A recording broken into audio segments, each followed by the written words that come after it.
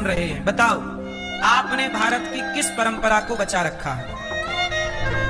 आपसे सवाल, आप लोगों ने भारत की किस परंपरा को बचाने का प्रयास किया? कौन सी परंपरा आपके घर में, आपकी समाज में आज सुरक्षित है? उत्तर दो। खाने की परंपराएं सुरक्षित हैं क्या? ओढ़ने पहनने की परंपराएं सुरक्षित हैं क्या? बोली भाषा की परंपराएं सुरक्षित हैं क्या? बोलो। सवेरे तुम्हारे अनपढ़ दादा जागते थे तो गांव में कोई मिल, भैया राम राम, ये तुम्हारा अनपढ़ दादा था, और आज तुम पढ़े, भैया गुड मॉर्निंग, हाय। कहाँ पढ़ लिया तुमने भाई कचरा? पहले लोग क्या हो, राम राम सा, राजस्थानी भाषा में क्या बोले, राम राम सा।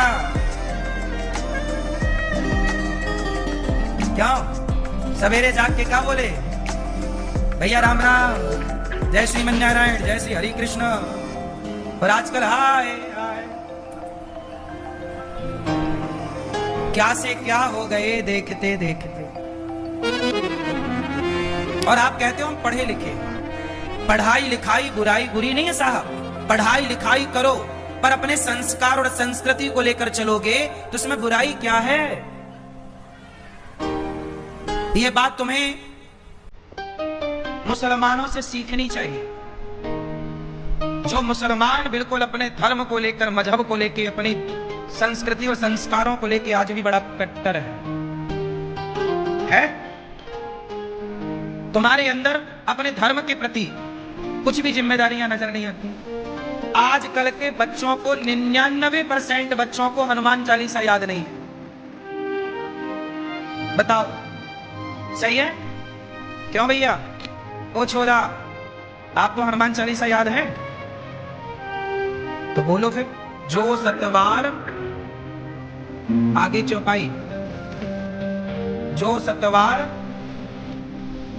आगे, इनको याद नहीं है। हनुमान चालीसा याद नहीं है? सुना पहली चौपाई, नहीं याद?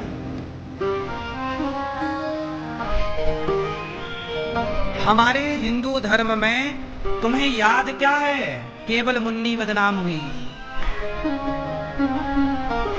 तुम्हें याद क्या है? शीला की जवानी। हनुमान चालीसा याद नहीं?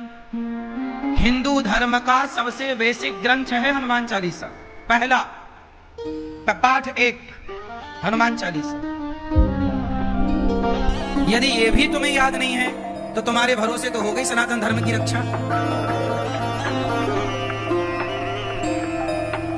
क्यों? सही है? इसलिए समझो इन गहराइयों को। सनातन धर्म की रक्षा करने के लिए सच्चा सनातनी बनना पड़ेगा। भगवान श्री कृष्ण ने पूतना को मारा, सकटासुर आया सकटासुर को मारा, तृणावर्त आया गोल गोल बवंडर के रूप में तृणावर्त को मारा। भगवान का नामकरण संस्कार हुआ। हमारे हिंदू धर्म में कितने संस्कार होते हैं? कितने? 16। पहले का नाम क्या है? हैं? पहले का नाम बताओ। नहीं पता?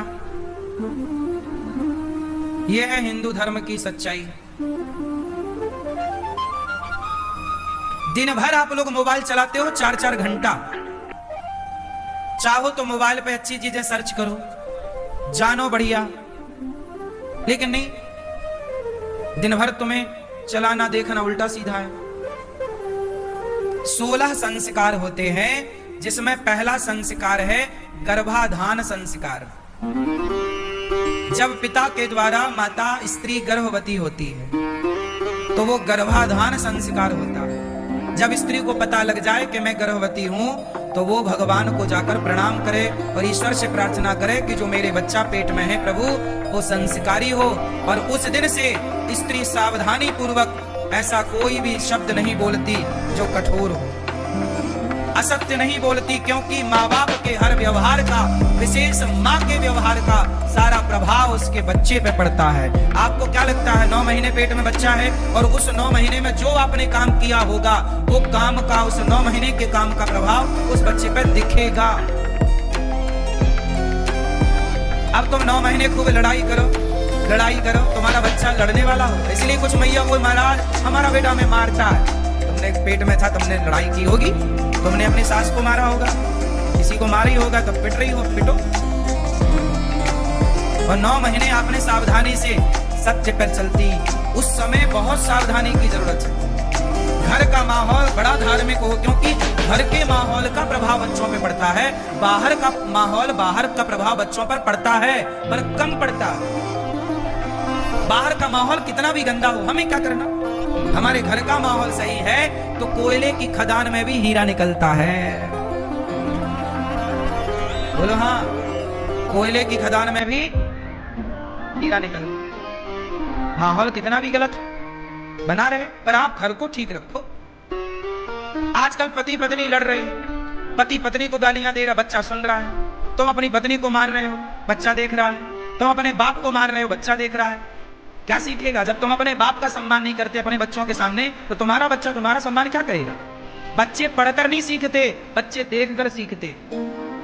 बच्चों के सामने घंटी बजाओ, वो भी घंटी बजाएंगे। बच्चों के सामने गीता पढ़ो, वो भी पढ़ेंगे। बच्चे पढ़कर नहीं सीखते, बच्चे।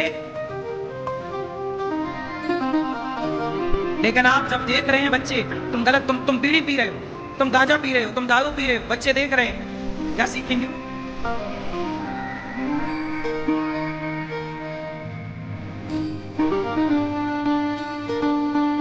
एक लड़की मेरे पास आई, देखो ये बात मुझे बताना नहीं चाहिए, फिर भी मैं बता रहा हूँ, बहुत मर्यादा में रह के, आप समझ लेना, मैं ढक के बताऊंगा ये बात, बस आपको समझना। एक लड़की आई मेरे पास, छोटी सी बच्ची थी, मतलब 15-16 साल की। बोले गुरुजी, एक दिन क्या हुआ कि मैंने अपने माता पिता को देखा अकेले में। तो मैंने जब अपने माता पिता को अकेले में देखा तो मैं देखती रह गई। और मैंने माँ बाप को जैसा देखा वैसे ही मैंने किसी लड़के के साथ वैसे ही किया। वो लड़की थी, जो उसने देखा उसे लगा कि यार ऐसा भी होता है, अपन भी करके देखो। ऐसे में क्या हो रहा भाई, माँ बाप कर रहे हैं तो बढ़िया ही होगा। तो उसने अपने पर ट्राई किया, अपने रिश्तेदार के लड़के के साथ वैसे ही किया। क्या मतलब हुआ? इसलिए हमारा धर्म कहता है कि बच्चे बड़े हो जाएं तो बाप और माँ को भी मर्यादा में रहना चाहिए।